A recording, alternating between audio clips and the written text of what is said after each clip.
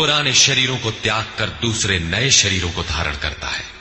जीर्ण होने पर ही नया शरीर धारण करना है तो शिशु क्यों मर जाते हैं? ये वस्त्र तो और विकसित होना चाहिए। वस्तुतः ये शरीर संस्कारों पर आधारित है। जब संस्कार जीर्ण होते हैं तो शरीर छूट जाता है। यदि संस्कार 2 दिन का है तो दूसरे दिन ही शरीर जीर्ण हो गया।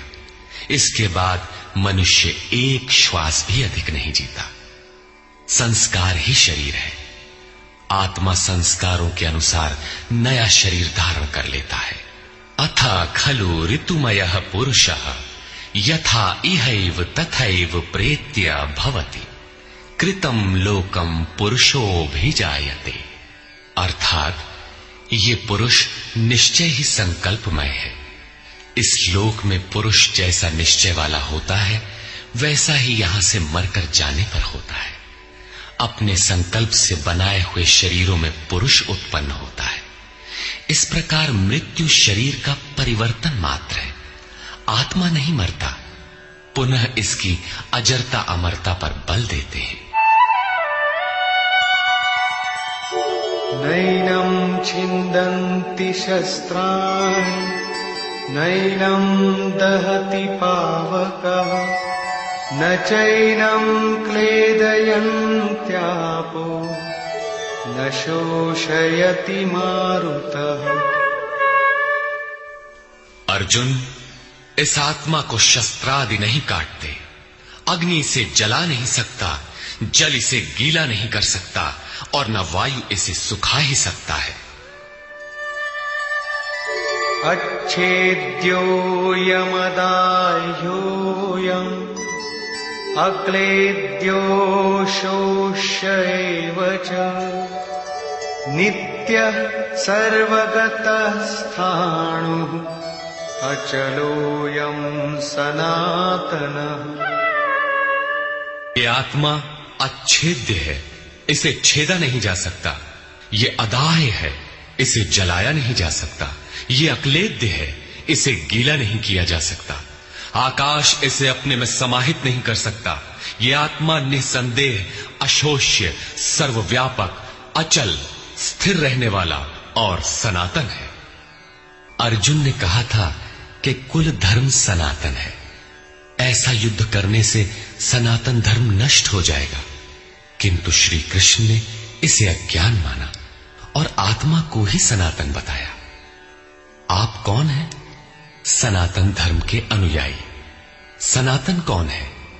आत्मा।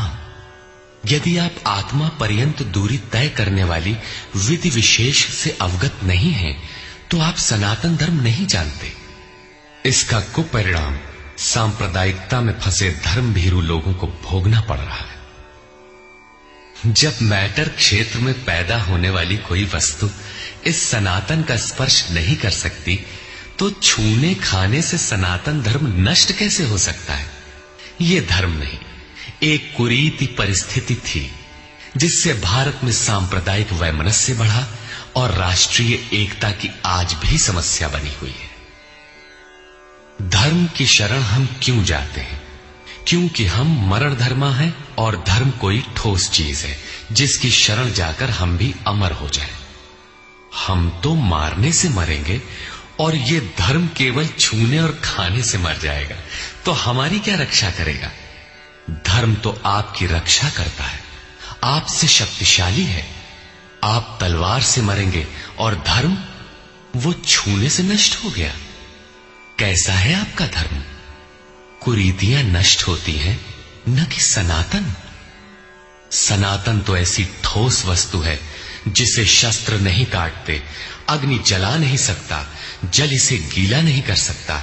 खान पान तो दूर, प्रकृति में उत्पन्न कोई वस्तु उसका स्पर्श भी नहीं कर पाती, तो वो सनातन नष्ट कैसे हो गया? ऐसी ही कतिपय कुरीतियां अर्जुन काल में भी थी। उनका शिकार अर्जुन भी था।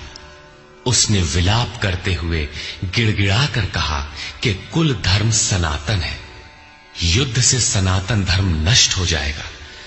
कुल धर्म नष्ट होने से हम अनंत काल तक नरक में चले जाएंगे। किंतु श्री कृष्ण ने कहा, तू तुझे ये अज्ञान कहां से उत्पन्न हो गया? सिद्ध है कि वो कोई कुरीति थी। तभी तो श्री कृष्ण ने उसका निराकरण किया और बताया कि आत्मा ही सनातन है। यदि आप आत्मिक पथ नहीं जानते तो सनातन धर्म में आपका अभी तक प्रवेश नहीं हुआ है। जब ये सनातन शाश्वत आत्मा सबके अंदर व्याप्त है तो खोजा किसे जाए? इस पर श्री कृष्ण कहते हैं, अव्यक्तोऽयमचिन्त्योऽयम् अविकार्योऽयमुच्यते तस्मादेवं विदित्वैनं नानुशोचितुमर्हसि। ये आत्मा अव्यक्त अर्थात इंद्रियों का विषय नहीं है। इंद्रियों के द्वारा इसे समझा नहीं जा सकता। जब तक इंद्रियों और विषयों का संयोग है तब तक आत्मा तो है, किंतु उसे समझा नहीं जा सकता। वो अचिंत्य है।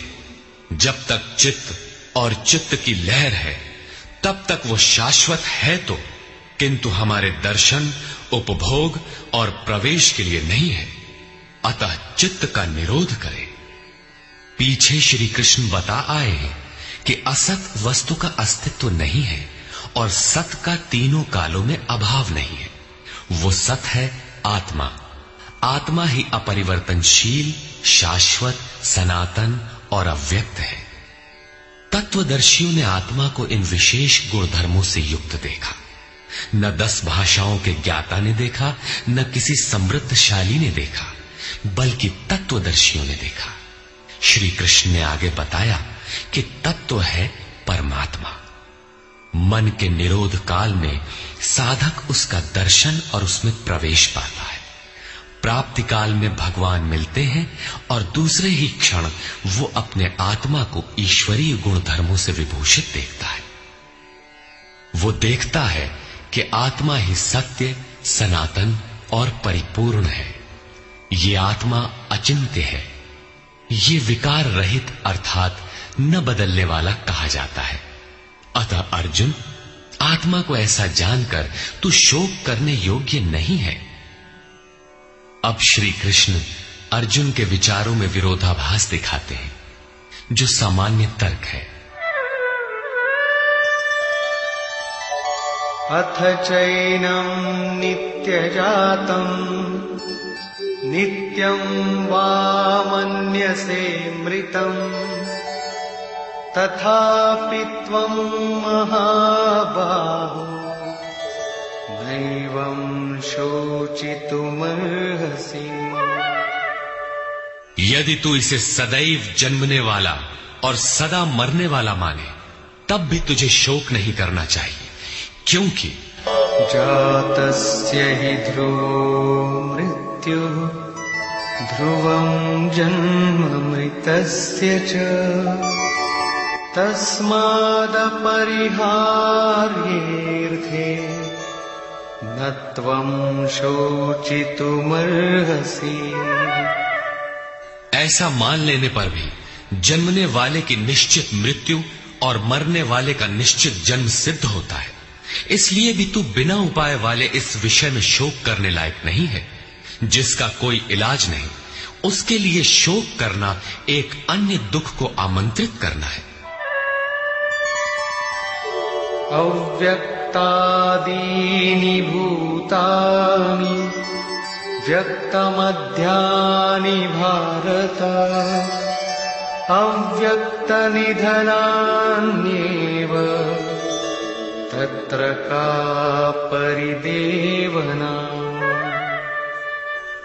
अर्जुन, संपूर्ण प्राणी जन्म से पहले बिना शरीर वाले और मरने के बाद भी बिना शरीर वाले हैं। जन्म के पूर्व और पश्चात भी दिखाई नहीं पड़ते। केवल जन्म मृत्यु के बीच में ही शरीर धारण किए हुए दिखाई देते हैं। अतः इस परिवर्तन के लिए व्यर्थ की चिंता क्यों करते हो? इस आत्मा को देखता कौन है? इस पर कहते हैं, आश्चर्यवत् पश्यति कश्चिदेनम् आश्चर्यवद्वदति तथैव चान्यः आश्चर्यवत्